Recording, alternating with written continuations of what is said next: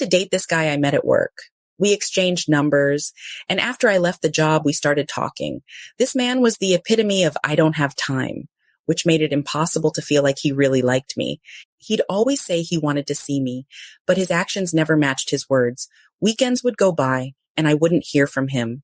Then Monday would roll around, and suddenly he was back like nothing had happened.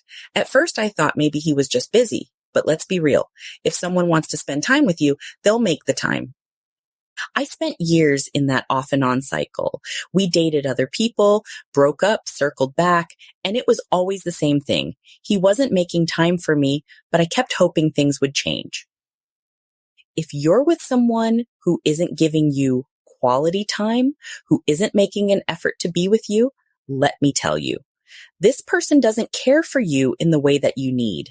You probably already know this, but here's the tough truth. You're allowing the bar to be set too low. When you let someone treat you like this, it sets a standard, and soon, even the smallest effort from the next person will feel like gold. But is that really enough? Ask yourself, what do I need? What are my non-negotiables? For me, I realized I need consistent communication, more than just a single text at random times of the day. I need to feel like I'm part of that person's life, not just an afterthought. And I had to stop being afraid of being labeled clingy just for wanting basic respect and attention.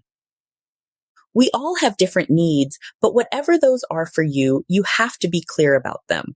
First with yourself and then with anyone you're dating. If you want consistent communication, say it. If you want quality time, ask for it. And if someone can't give that to you, it's okay to walk away.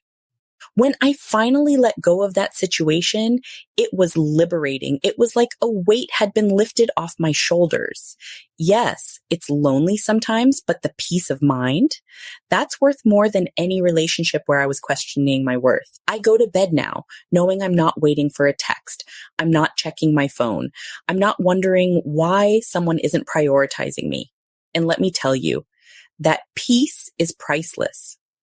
If you're still in a situation where you feel like you're begging for someone's time or questioning your own value because of how they treat you, it's time to ask yourself, is this what I deserve?